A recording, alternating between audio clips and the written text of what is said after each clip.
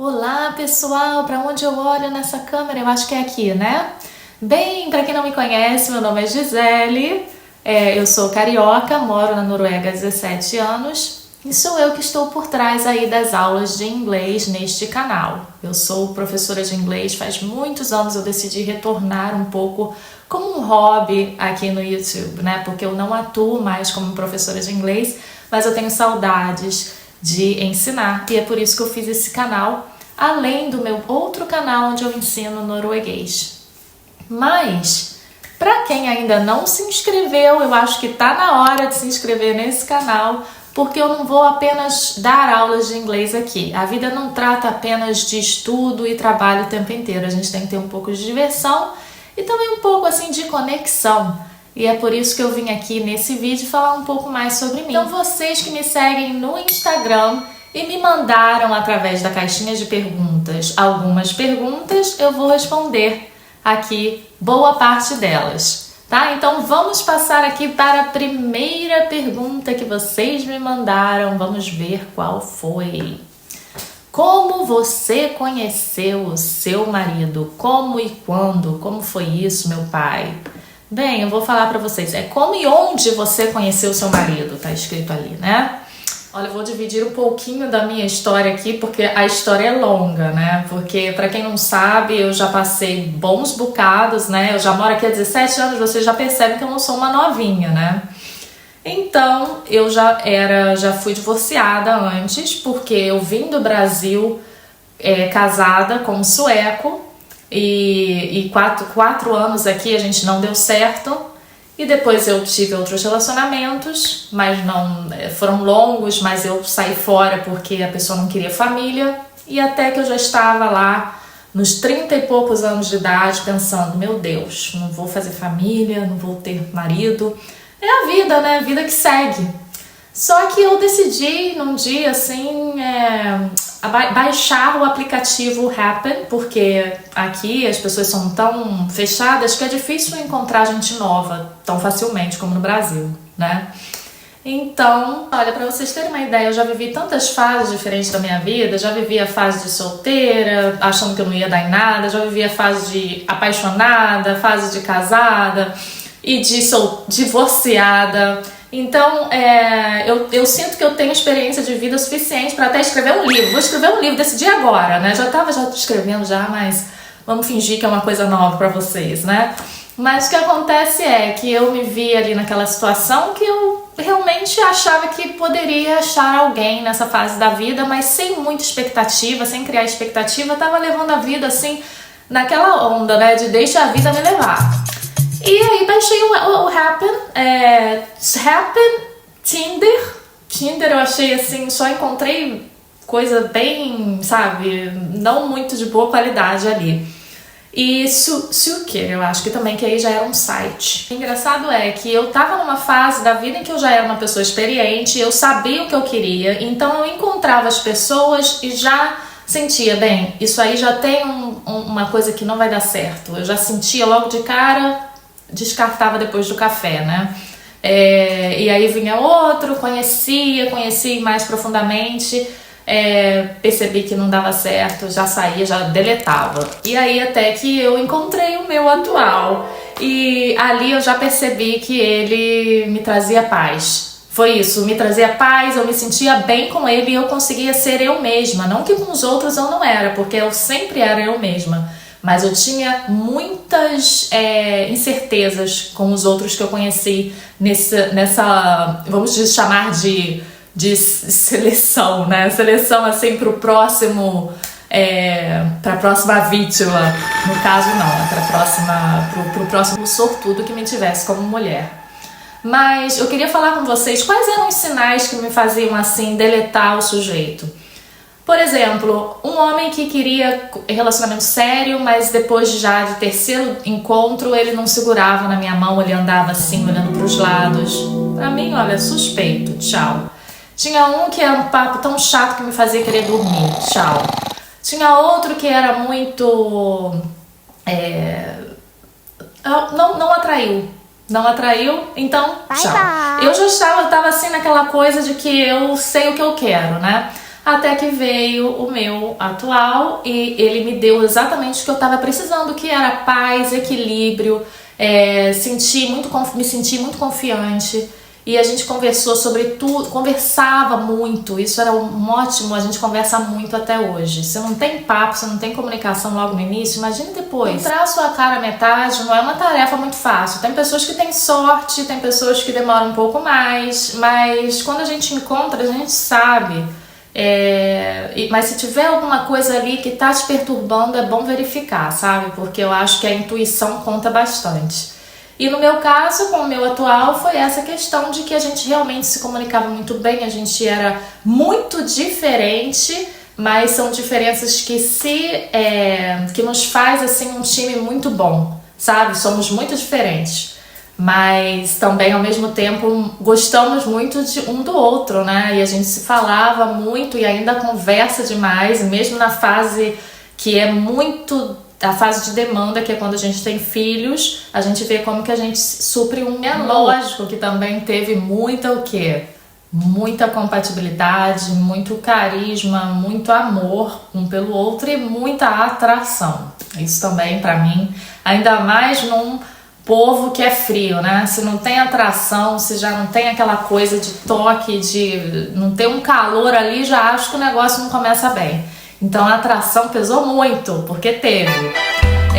Mas foi através de um aplicativo, coisa que muita gente aí fica metendo malho, que realmente é uma coisa, a gente tem que ter muito cuidado. Eu confesso que muitas pessoas já se deram mal através do aplicativo, mas muitas pessoas se deram mal conhecendo um sujeito que já conhecia há anos, né? Então não dá pra gente colocar todas as experiências num saco só. A gente tem que fazer tudo com muito cuidado, muita responsabilidade e seguir com o coração, né? Ver se tem algum sinal ali. Nossa, mas eu falei tanto que eu me perdi na pergunta. Vamos ver se eu respondi a sua pergunta. Como e onde você conheceu seu marido? Então, eu conheci através do Happn, do aplicativo, e o nosso primeiro encontro foi numa pizzaria. E o engraçado é que na pizzaria ali eu sempre faço aquela cena, não, deixa que eu pago. Eu sempre faço isso nos primeiros encontros, né? Quem me deixa pagar eu já acho broxante. Por mais que eu tenha a mentalidade norueguesa de que a gente divide tudo, eu ainda acho broxante no encontro romântico, né? Ele falou, não, deixa que eu pago. Ai, que bom. Não precisava mais, né? Então ele virou e falou pra mim o seguinte, a gente pode ir pra um café depois, eu deixo você pagar o café. Já fiquei meio assim, né? Mas o papo foi tão legal que eu até não achei chato de pagar o café, sabe? Então a gente foi depois do jantar, ele pagou o jantar e depois fomos para um café e eu paguei o café dele. E agora é isso, estamos juntos há 10 anos, né? E eu fico querendo comprar coisas para ele, querendo pagar coisas para ele. Eu não faço questão de que ele me dê nada, não. É muito engraçado isso, que no início para mim é muito importante, mas hoje somos um, né? O dinheiro é nosso, mas eu gosto de dar algumas coisas para ele de vez em quando, como forma de agradecimento por ele ser tão bom, né? Por ele ser um marido tão bom, um pai tão ótimo. Próxima pergunta. O norueguês paquera ou espera a mulher tomar a iniciativa? Eles olham na rua? Ingleses não olham. Olha, a cultura norueguesa, o que eles dão muito valor a respeitar o espaço do próximo. E isso se estende também à questão aí de relacionamento, de interação com o outro. E então é óbvio que aqui é muito difícil que os noruegueses, eles flertam sim, mas é algo muito sutil. Tudo é muito sutil aqui, gente, tudo. Então eles olham e é difícil você perceber que o homem está interessado em você. Se for dessa forma, né, de conhecer pessoas assim na rua ou num bar. Então, além disso, a sociedade é muito igualitária e isso se estende também na relação entre homem e mulher. Então não quer dizer que somente a mulher toma iniciativa, mas aqui é tão igual que eu confesso que quando eu estava na pista, o que eu via mais eram mulheres dando em cima de homens. Pelo menos nas poucas vezes que eu frequentei boates aqui, né? Não foram tantas assim, eu não fui uma mulher assim, nunca fui uma mulher muito de boate, de noitada. E as poucas vezes que eu fui, eu percebi isso sim, que as mulheres dão em cima quando querem, elas chegam e falam Então, número, eu nunca fiz isso, né? Pra mim é estranho, a minha cultura geralmente não é assim, eu acho que hoje pode ser diferente. Mas eu não moro no Brasil, eu realmente não sei. Então aqui é assim, essa igualdade se estende até mesmo na relação entre homem e mulher, até nessa coisa inicial, na parte inicial de se conhecer.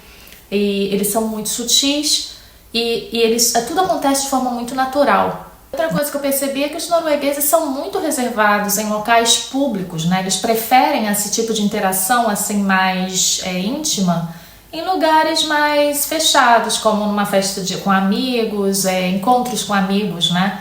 E também quando há o encontro somente o homem e a mulher, e aí eles finalmente relaxam um pouco mais e mostram realmente o lado assim mais misterioso, né? Então é uma coisa que não é óbvia e é tudo muito sutil, tudo muito... Vou confessar uma coisa aqui pra vocês, né? Eu sou uma pessoa realmente atípica brasileira, eu acho que o engraçado é que a minha brasilidade floresceu muito mais morando aqui na Noruega. Porque quando eu morava no Brasil, o que eu não gostava era justamente, ao me relacionar com um homem, eu não gostava desse jeito muito avançado. Eu gostava mais de homens reservados e eu tive mais dificuldade de encontrar um homem reservado no Brasil. E aí calhou de eu conhecer um estrangeiro que foi meu amigo de infância de carta que eu usei para praticar o meu inglês. Então, quer dizer, era pra ser, né?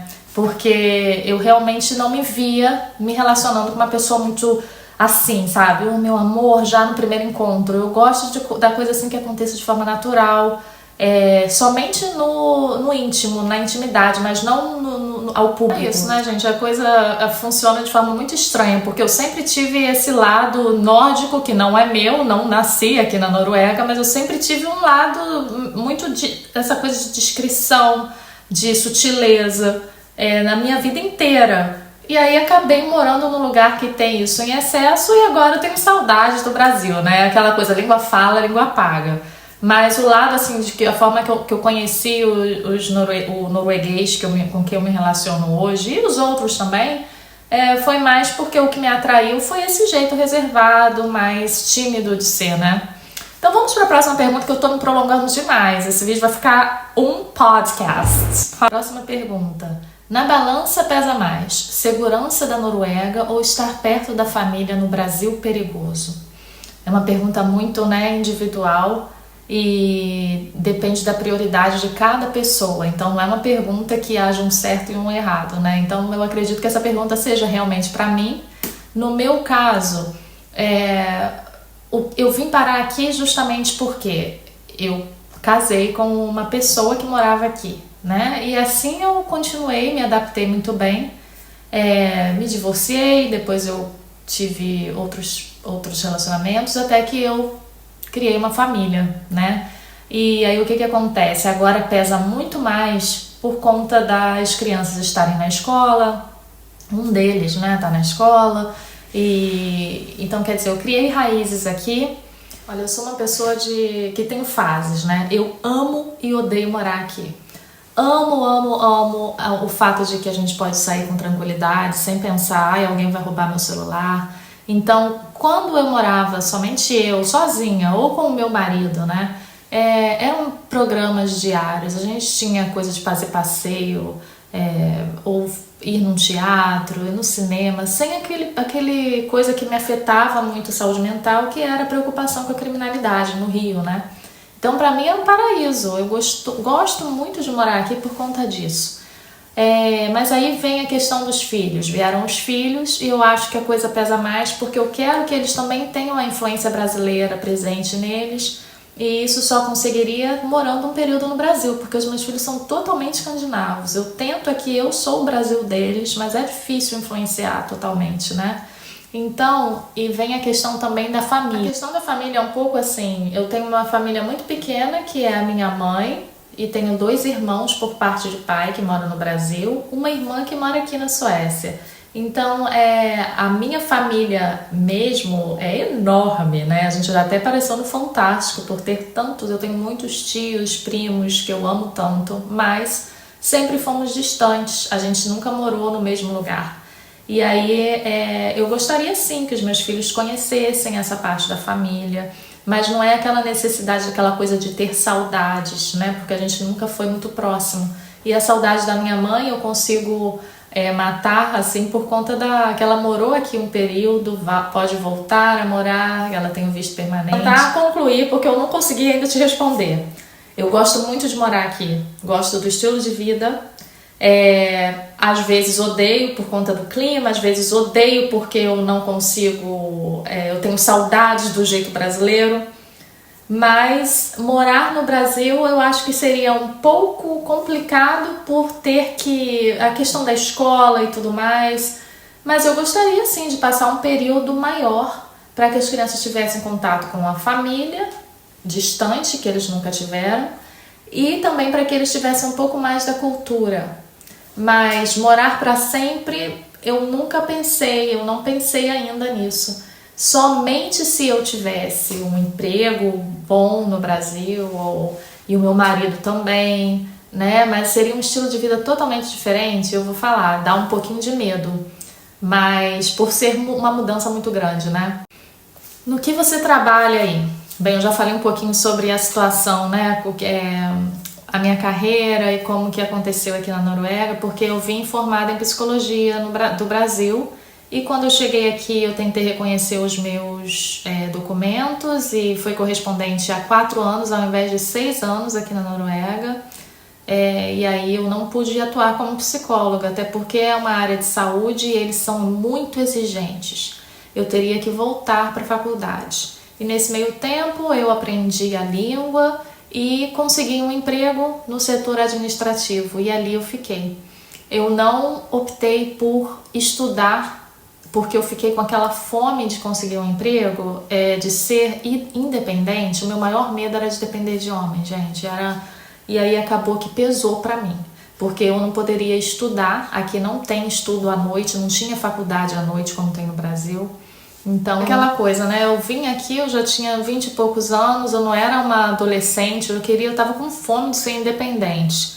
E talvez tenha sido uma decisão meio burra, mas vou te falar que eu consegui atuar nessa área, não é a minha área de paixão, para falar a verdade.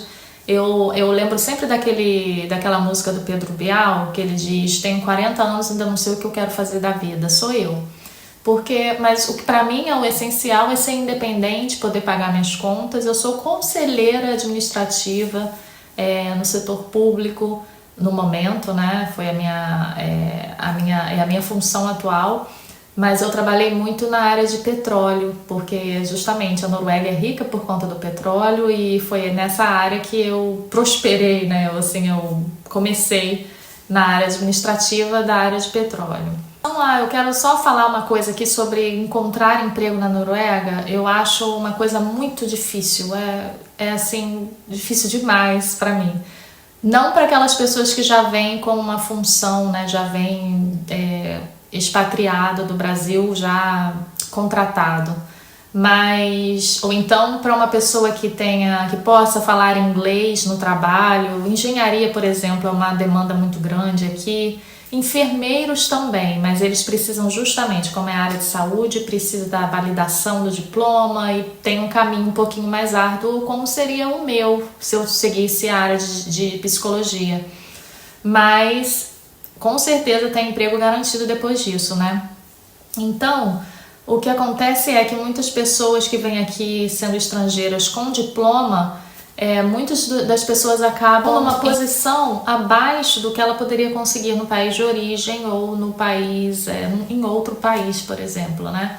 Mas aqui é bem difícil você conseguir emprego através desses anúncios que a gente tem na internet. Eu consegui uma vez, mas eu já tentei várias vezes sair de um determinado emprego através desses anúncios e ninguém, sabe? Já mandei vários, não agora, mas em períodos anteriores da minha vida. E nem tchum. O que acontece se você não tem referência norueguesa, fica muito difícil. Mas não que isso seja um impedimento. Muitos estrangeiros aqui estão trabalhando, né? Mas geralmente alguns deles abaixo do que eles têm, né? Eles têm mais, têm, sei lá, faculdade de alguma coisa, mas tem que pegar uma posição um pouquinho inferior. E então eu acho que aqui o contato com noruegueses é muito importante. O negócio difícil é fazer, né? Mas não se deixem se influenciar pelo que eu estou falando, porque isso também depende muito da carreira, depende muito da sua posição, da sua experiência e depende também da sorte, porque também é sorte, né? Então eu acho que quando a pessoa procura emprego, por exemplo, nesses anúncios que tem no Finn.no, Nav.no, é bom você ligar. Quando você vê o anúncio, liga e faça uma pergunta para mostrar interesse e para se destacar entre os outros candidatos. Porque isso me ajudou, assim, pelo menos para ser chamada para algumas entrevistas quando eu estava procurando emprego, né?